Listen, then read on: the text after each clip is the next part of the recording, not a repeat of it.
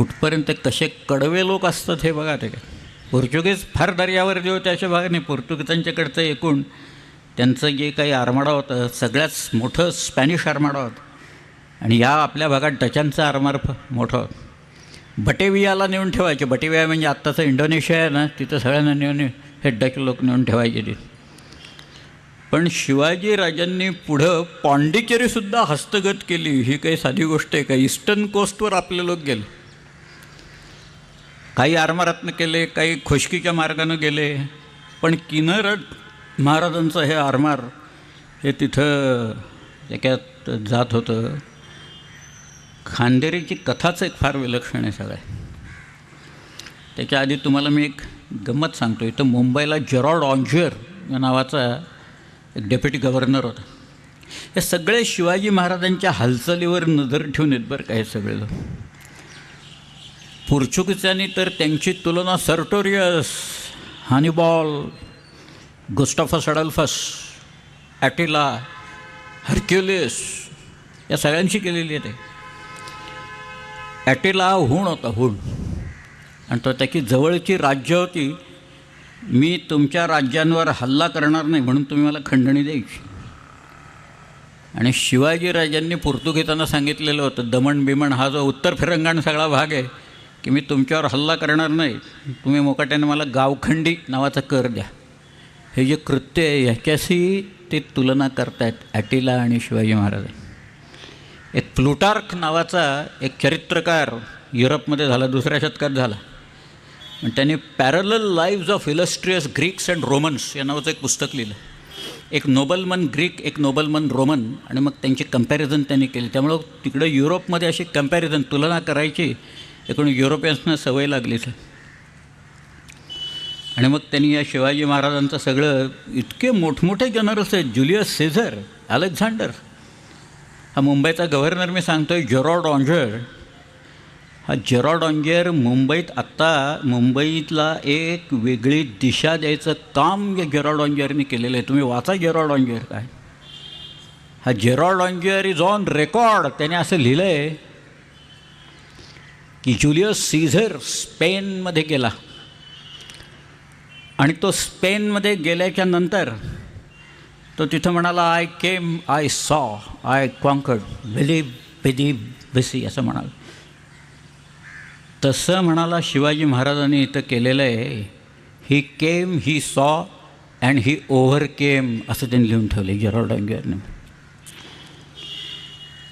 किती बारीक नजरेनं लिहित आहेत, कुणाशी कंपॅरिझन करतायत. जुलियस सीझरच्या याच्याशी, त्याच्या कर्तृत्वाशी आहे ती. जुलियस सीझर जाऊ दे, त्याला कॅरेक्टर नव्हती, पण जुलियस सीझरचं जे कर्तृत्व फार मोठं आहे त्याच्याशी. आता प्रत्येक वेळेला तुम्हाला लढाई करूनच विजय मिळतो अशातला भाग नसतो. इकॉनॉमिकली लोक चोकअप करतात. त्याच्यात फिनान्स बंद करायचं, पुरवायचं नाही. मागं आपण पोखरणला स्फोट केले ना, त्याला अमेरिकेने सांगितलं आम्ही तुमच्यावर सँक्शन्स टाकतो म्हणून. मग टाकले सँक्शन्स. आमच्यावर काय सँक्शन्स टाका नाहीत तर टाकू नका, काही फरक पडत नाही कशाचा इथे. परंतु ती तशीच सँक्शन्स एकूण लावतात. शिवाजीराजांनी मुंबईच्या इंग्रजांना काय फसवलं असेल, फार मजा केली त्यांनी. एक त्याची तुम्ही इंग्लिश रेकॉर्ड्स ऑन शिवाजीमधली पत्र जर का काढून पाहिली, ओळीनं लावली, मला एक सारखं बिल ऑफ एक्सचेंज असं एक टर्म यायला लागलं. म्हटलं काय बाबा बिल ऑफ एक्सचेंज म्हणजे प्रकार तरी काय आहे, तो एकदा बघावा म्हणून मी ती सगळी पत्र एकत्र केली. आणि अक्षरशः गोष्ट उभी राहिली माझ्या डोळ्यासमोर की शिवाजीराजांनी राज्याभिषेकाच्या नंतर त्यांनी मुंबईच्या इंग्रजांच्याकडनं तांबं घेतलं होतं. आणि ते काय नाणं बिणं पाडायला, भांडी करायला वगैरे लागत असेल. आणि ते म्हणाले आमच्याकडं रायगडावर कॅश पैसे नाही आहेत, कॅश वगैरे काही नाही आहेत, तर तुम्हाला आम्ही एक बिल ऑफ एक्सचेंज देतो, म्हणजे प्रॉमिसरी नोट देतो, एक हुंडी देतो. आणि ती हुंडी कुठली आहे माहिती आहे का? ते म्हणाले गोवळकोंड्याहून आम्हाला खंडणी मिळते, गोवळकोंड्याच्या बादशाकडनं.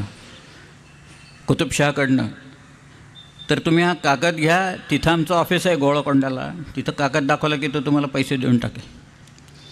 आता मुंबईच्या इंग्रजांच्याकडे त्यावेळेला त्यांचा जो कुरिअर असे तो गोळकोंड्याला जात नसे, म्हणून मुंबईच्या इंग्रजांनी ते सगळे कागद सुरतेला पाठवले. सुरतेचा इंग्रजी कुरिअर ते कागद घेऊन गेला तिकडं, आणि तिथं खरंच महाराजांचं एक ऑफिस होतं, एक माणूस बसलासुद्धा होतो तिथं. या कुरिअरने कागद दाखवले आणि म्हणाले द्या पैसे आता आम्हाला. तर त्या महाराजांच्या माणसाने ते कागद पाहिले आणि तो म्हणाला की ह्या हुंडीच्यासाठी तुम्हाला पैसे द्यायची ऑथॉरिटी मला नाही आहे म्हणे. तो म्हणाले जी ऑथॉरिटी ज्यांच्याकडं आहे ते प्रल्हाद निरागी रायगडावर गेलेले आहेत. आता हे थोडक्यात म्हणजे तुम्ही रायगडला तरी जा, नाही तर प्रल्हाद निरागी परत येस्तोवर थांबा, काय करायचं ते तुम्ही ठरवायचं. आता हा कुरिअर आहे शेवटी, तो काय करणार तिथं. त्याने आपले कागद बिगद सगळे धोकटीत घातले. हा सुरतेला आला, सुरतेच्या इंग्रजांना रिपोर्ट केला त्यांनी. सुरतेच्या इंग्रजांनी शेरेबाजी केली आणि ते सगळे कागद त्यांनी मुंबईला पाठवले. आत्ता मी हे सांगतो आहे सोपं आहे, आत्ता इकडं गेलं म्हणजे त्यावेळेला घोड्यावरनं जायचं, पालखीतनं जायचं, गाडीतनं जायचं, उंटावरनं जायचं, असं करत करत इथनं सुरत, मुंबईहून सुरत, सुरतहून गोळकोंडा, गोळकोंडाहून परत सुरत, सुरतहून मुंबई आणि मुंबईहून रायगड. किती वेळ जात असेल याची कल्पना करा. पण ते कागद आल्यावर इंग्रजांना कळून चुकलं की आता आपल्याला शिवाजी महाराज केसरी टूर्स अँड ट्रॅव्हल्सनी फिरवणार, भारत भ्रमण करायला लावणार. मग ते म्हणाले कुणीतरी रायगडावरच जा रे, रायगडावर महाराजांना भेटा आणि त्यांच्याकडनं सगळे पैसे विषय घेऊन या. म्हणून नारायण शेणवी हा एक त्यांचा दुभाषा होता, इंटरप्रिटर होता, बऱ्याच वेळा रायगडला गेला होता. नारायण शेणव्याला रायगडला पाठवायचं ठरलं. त्यावेळेला रायगडला यायचं म्हणजे त्या अष्टमी आहे ना, त्या पेणच्या तिथं अष्टमी आहे बघा, त्या अष्टमपर्यंत यायचं. तिथनं इंदापूर बिंदापूर वगैरे माणगाव विणगाव करत निजामपुरावरनं, गांगोळीवरनं, पाचाडला वगैरे असं यायचं. असा तो सगळा प्रवास करत तो नारायण शेणवी पाचाडला आला, रायगडवाडीला आला. तेव्हा त्याला कळलं गडावर शिवाजी महाराज नाही आहेत तिथं. मग तो म्हणाला कोण आहे गडावर आणि कुठं गेलेत महाराज. लोक म्हणाले ते काय आम्हाला सांगून जातात का कुठं गेले ते, कधी येणार आहेत. तो म्हणाले तेही सांगून जात नाहीत, कधी येतील त्यावेळेला येतील, आम्हाला काय माहिती म्हणे. गडावर कोण आहे. म्हणाले आमचे पंतप्रधान आहेत, मोरोपंत पिंगळे आहेत तिथं. तो म्हणाला मला मोरोपंतांना भेटायचं. मग मोरोपंतांना निरोप गेला तर मोरोपंत कामात होते भरपूर, त्यामुळे एक महिनाभर याला खालीच थांबवून ठेवलं त्यांनी. एक महिन्यानंतर वरती बोलावलं आणि विचारलं काय काय झालं म्हणाले. मग ह्याने ते सगळं सांगितलं, तुम्ही तांबं घेतलं, आम्हाला हुंडी दिली, आमचा माणूस गोळकोंडा गेला, तिथनं आला. तो म्हणाला प्रल्हाद निराजी इकडं रायगडला आलेत. ते म्हणाले अगदी बरोबर आहे, प्रल्हाद निराजी रायगडावर एका बैठकीला आलेले होते, आता ते परत गेले. हा म्हणाला आम्ही सारखं जाणार नाही तिकडं. ते आम्ही म्हणाला सारखं गोळकोंड्याला कोण राहिलो, तुम्ही आम्हाला इथं पैसे द्या मोकळं करा एकदा ते. मोरोपंत म्हणाले अहो इथं रायगडावर पैसे नाहीत म्हणून तर आम्ही तुम्हाला हुंडी, नाही तर आम्ही पैसे दिले असते की आमच्याकडे खरंच पैसे नाही आहेत. शेवटी हा पैसे द्या म्हणत होता, ते नाही म्हणत होते. तरी पण मोरोपंत म्हणाले ठीक आहे बाबा, आता मी या राज्याचा पंतप्रधान आहे आणि आम्हाला इंग्रजांशी व्यापारी संबंध कायम ठेवायचे आहेत, म्हणून मी एक आपला उपाय सुचवतो. हा म्हणाला काय उपाय. तेव्हा मोरोपंत म्हणाले आमची अलिबागला गोडाऊन्स आहेत आणि तिथली जी अष्टागरातली प्रजा आहे ती जो सरकारला कर द्यायचा तो नारळ सुपारी भात वगैरे असे आणून टाकते तिथं. तर एवढ्या किमतीचं नारळ सुपारी भात तुम्हाला द्यायच्या वरात आमच्या अधिकाऱ्यांवर काढतो आम्ही. बरं आता त्या पैशाच्या ऐवजी नारळ सुपारी भात स्वीकारायची ऑथॉरिटी नारायण शेणव्यात नव्हती. त्यामुळे नारायण शेणवे म्हणाला मला मुंबईला जायला लागेल आणि साहेबाला विचारावं लागेल. ते म्हणाले सावकाश जा, काही घाई करू नका म्हणाले की नारायण शेणवे मुंबईला यायला निघाला. परत तो पाचडला आला, गांगोळीला आला, निजामपूरला आला, इंदापूरला आला, अष्टमला आला, जहाजात बसला, मुंबईला आला. त्याला येताना पाहिल्यावरच जेरॉड ऑंजरला कळलं ह्याच्या हाताला काहीही लागलेलं नाही. तो म्हणाला काय झालं? तो म्हणाले शिवाजी महाराज नाहीच आहेत तिथं, ते कुठं गेलेत कोणी सांगायला तयार नाही, कधी येतील काही माहीत नाही, मोरोपंत बसलेत तिथं. आणि ते म्हणाले अलिबागच्या गोडाऊनमधून नारळ सुपारी भात घ्या, त्याच्या वराता काढतो आम्ही. तो म्हणाला अरे सगळे बनेल लोक आहेत हे सगळे, ते आपल्या लोकांवर वराता काढतील आणि सांगतील सगळ्यांना की एवढं एवढं इंग्रजांना द्या म्हणून, पण आतून प्रजेला निरोप देतील की पुढची सूचना येईस्तोवर अलिबागच्या गोडाऊनमध्ये माल टाकायचा नाही, अलिबाग सोडून कुठेही टाका तुम्ही दुसरं. आणि मग त्या गोडाऊनमध्ये माल नाही अशा सबबी खातर आपल्याला हे काही देणार नाही.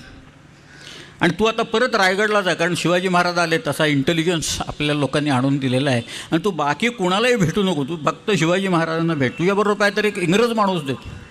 म्हणून फ्रान्सिस मॉली व्हेरेर या नावाच्या एका माणसाला पाठवलं. आता फ्रान्सिस मॉली व्हेरेर आणि हा नारायण शेणवी परत तो सगळा प्रवास करत रायगडच्या पायथ्याशी आले.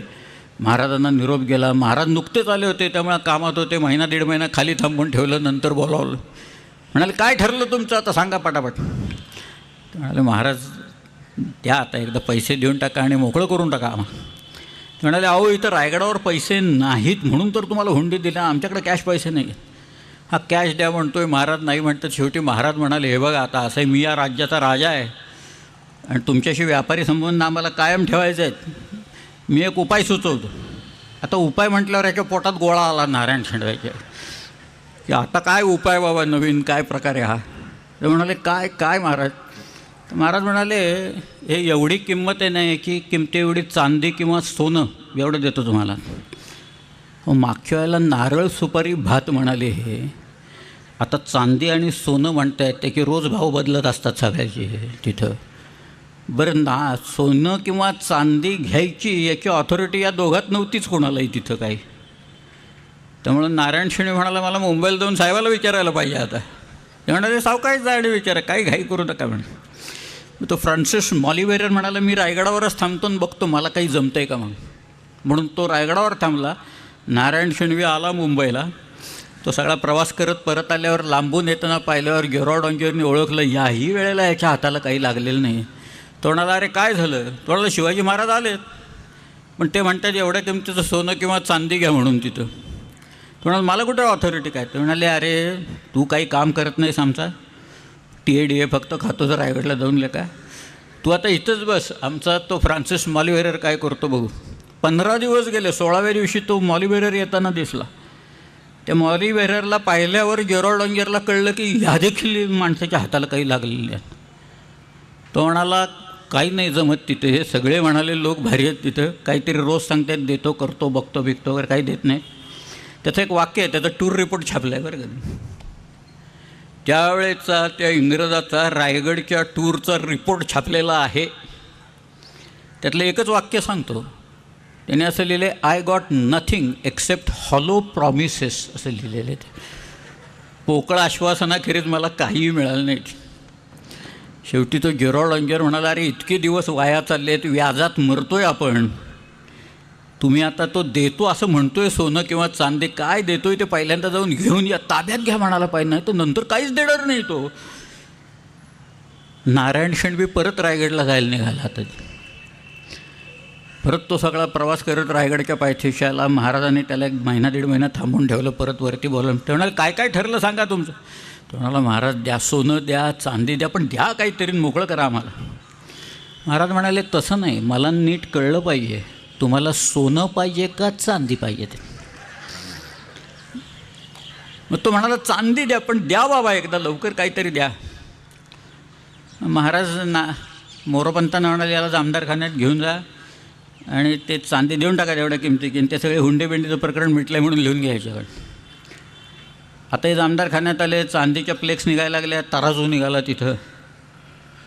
आता एकच काम मोरोपंतांचं राहिलेलं होतं, छोटं काम होतं ते, फार मोठं नव्हतं. की चांदीची किंमत वाढवायची आता तिथं रायगडवरची. त्यामुळं त्यांनी नारायण शेणव्याला सांगितलं इथं चांदीची किंमत 1675 सालची किंमत सांगतो हां. त्यांनी सांगितलं रायगडवर चांदीची किंमत 28 रुपये शेर आहे बरं का. तो म्हणाला 28, सगळे तर 23 रुपये शेअर आहे सगळीकडं. ते म्हणाले इथं 28 आहे, इथं कोणालाही विचारा. बरं आता 23 का 28 ह्याच्यावरनं परत मुंबईला जायचं आणि शिव्या खायच्या, देऊन टाका म्हणाला, काय ज्या असेल तसं. शेवटी 28 अशा चढ्या भावाने चांदी तोलली त्यांनी आणि मग त्याकडनं लिहून घेतलं सगळं प्रकरण मिटलं म्हणून. ती चांदी घेऊन, कागद घेऊन तो आला मुंबईला, गेरॉल्ड ऑन्गियरच्या समोर ठेवलं. गेरॉल्ड ऑन्गियरनी ईस्ट इंडिया कंपनीला जो रिपोर्ट लिहिला आहे त्याच्यात शेवटी एक पॅरा घातला आहे त्यावेळेचा आहे की नारायण शेंडवे रायगडावरून आला, आम्ही शिवाजीला ते तांबं विकलेलं होतं, त्याने एक हुंडी दिलेली होती, त्याचा निकाल आज लागला आणि जी चांदी सगळीकडे 23 रुपये शेअरांनी, ती शिवाजीनं आम्हाला 28 रुपये शेअरांनी दिली. पण 1.5 वर्ष चाललेलं हे प्रकरण एकदाचं निकालात लागलं आणि आम्हाला या प्रकरणात 22.5% तोटा झालेला आहे, इंग्रजांनी लिहून ठेवलं. समुद्रावर गलबतांचा पराभव जर का करता येत नसेल तर जमिनीवर पैशाने तुमचा पराभव करतो आम्ही. ही सुद्धा काही गोष्ट साधी नाही आहे. शिकायचं आपल्याला काय तर हे शिकायचं. आज डोळे कोणाचे तिकडे चायनाचे डोळे आहेत. चायनीज लोकांनी, मी ते सगळं वाचतोय गेले काही दिवस, त्यांनी डिक्लेअर करून टाकलं की पुढच्या 4 वर्षात आमचे 2,500 तरुण मुलं आणि मुली ATPचं टेनिसचं सर्किट जे आहे ना त्याच्यात खेळायला लागतील म्हणून. 2,500. आमचे रेफरीज 450 असतील तयार झालेले. आता ती लीना वगैरे ती मुलगी आली बघा खेळत, ती टेनिस. मी तर एकदा एक पाहिलं होतं, एक अख्खं गाव आहे ना, त्या गावात फक्त चित्रकारच लोक बसवलेत चायनाने.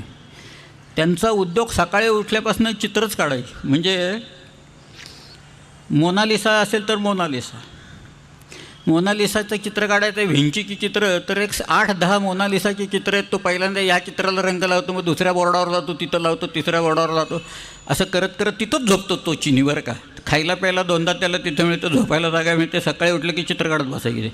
हे बहुत. पण ते सुद्धा सावरकर म्हणाले होते आणि आंग्र्यांचा तो बेस होता अंदमान अँड निकोबार. आंग्र्यांची जहाजं वरवायची तिथं. एक आंग्र्यांचा वेंगुर्ल्याचे तर खडक आहे, तो खडक दिसत नाही आहे वरनं, पण तो आंग्र्यांच्या लोकांना माहिती होता. नंतर कान्होजी आंग्र्याला तर लँड शार्क म्हणायचे ब्रिटिश लोक, घाबरायचे भयंकर. पण तिथं वरती कोको आयलंड्स आहेत, ती आता चायनाला दिली आहेत बर्मानी, आणि तिथं त्यांचा बेस उभा राहिलेला आहे. सगळ्या शिकायचं काय तर हे शिकायचं या सगळ्या की तुमच्या सरहद्दी मजबूत पाहिजेत. शत्रूनं त्याच्याकडं वक्रदृष्टी करता कामा नये, कुठे पाहायची हिंमतच होणार नाही. असंच शिवाजीराजांनी केलं. सुरत लुटली ना, सुरत धनाढ्य शहर. औरंगजेबाचं एक फार मोठं, औरंगजेबाची बहिणीला त्यांनी लिहून उत्पन्न तिथला बरंचसं मिळत असत. सुरतेला अनेक व्यापारी लोक असत, मक्केला जाणारे जहाजं तिकडून जात असत. म्हणजे एक गंमत म्हणून एक गोष्ट सांगतो मी. एक ताभेरनीय या नावाचा एक व्यापारी होता, हिऱ्यांचा व्यापारी होता. आणि हा जो शायस्ता खान आहे, हा चाकणला बसला होता. चाकणच्या किल्ल्याला गडीला वेढा घालून 56 दिवस लढवली ती गडी आपल्या लोकांनी, फिरंगोजी नरसळ्याने. तर यांनी काही हिरे विकत घेतले त्याच्याकडनं, पैसे दिले नाहीत शायस्ता खानाने. शायस्ता खान ही शायस्ता ही पदवी आहे बरं का, नाव नाही आहे. खान खानान अमीर लुमरा नवाब आझम मिर्झा अबू तालिब शायस्ता खान. त्यातलं अबू तालिब एवढंच नाव आहे, बाकी सगळ्या पदव्या आहेत. मुघलांच्याकडं असे बरेच डबल ट्रिपल ग्रॅज्युएट खूप होते, काही उपयोग नव्हता त्यांचा काहीच पदव्यांचा. पण तिथं ह्यांनी हिरे घेतले, पैसे देना, रोज मेजवान्या चालायच्या, नाच चालायचा. शेवटी हा कंटाळा तावेरने. तो म्हणाला मी आता जातो, मला गोळकोंड्याला जायचं आहे, तिथं हिऱ्यांचा व्यापार करायचा. मग शायस्ता खान म्हणाला पण तुझे पैसे बुडतील, तू जर का गेलास इथनं तर. तो म्हणाला नाही बुडणार माझे पैसे. याचं कारण मी परत गेल्या की नंतर आमच्या फ्रान्सच्या राजांना सांगेन की ह्या मुघलांनी माझे एवढे एवढे पैसे बुडवलेत. मग तुमची मक्क्याला येणारी जहाजं आहेत ना, ते आमचे लोक पकडतील आणि त्यातली लूट घेऊन माझी भरपाई करतील म्हणाले. मग शायस्ता खानानं मुकाट्यानं औरंगाबादच्या ट्रेझरीवरची हुंडी दिली त्याला. ठीक आहे. शिवाजीराजांनी किती लोकांची जहाजं पकडावीत नंतर. इंग्रजांना त्यांचा पहिला अनुभव कधी आला माहिती आहे का? राजापूरच्या वखारीतल्या लोकांनी जो हेनरी रिव्हिंग्टन होता, मिशेल होता, रॉबिन्सन होता, त्यातल्या हेनरी रिव्हिंग्टननी ज्या वेळेला तोफा टाकल्या पन्हाळ्यावर आणि महाराजांना कळले इंग्रज लेखाचे लोक तिथं तोफा टाकतायत आपल्यावर, पुढच्याच वर्षी शिवाजीराजांनी राजापूरची वखार लुटली. या सगळ्या इंग्रजांना कैद केलं, खणून काढली वखार ती पार. पुन्हा आयुष्यात हे असलं कृत्य करणार नाहीत म्हणून त्याने खणून काढली आणि कोणाला वासोट्यावर, कोणाला सोनगडावर कैदेत घातलं तिथं. आणि इतका त्रास दिला या लोकांना की हेनरी रिव्हिंग्टन आजारीच पडला, 3 महिन्यात आजारी पडला. त्याचं एक पत्र आहे, त्यांनी महाराजांना पत्र पाठवलं की तुम्ही मला सोडा, आता मी आजारी पडलो आहे. कशावर सोडा? पॅरोलवर सोडा असं लिहिले बरं का तिकीट, पॅरोलवर सोडा तुम्ही मला. मी इंग्लंडला जातो, खातो पितो, औषधं घेतो, बरा झालं की परत तुमच्या अदबखान्यात चढायला येतो इथं म्हणून. महाराजांनी विचारलं, अहो काय चाललं आहे काय, तर काय म्हणायला सोडा, त्याची तब्येत बिघडली. मग तो सुरत्याला गेला आणि तिथंच मेला. एकदा तोफ टाकली या हेनरी रिव्हिंग्टननी. शिवाजी राजांनी काय केलं असं, हाच तर दणका आहे त्याचा, पहिल्या वेळेला दणका घातला का. रायगडचा एकूण अदबखाना काय, सोनगडचा काय आणि व्याघ्रगडचा काय आणि त्या लिंगाण्याचं काय, एकूण सगळे प्रकरण इंग्रज विलक्षण घाबरायचे.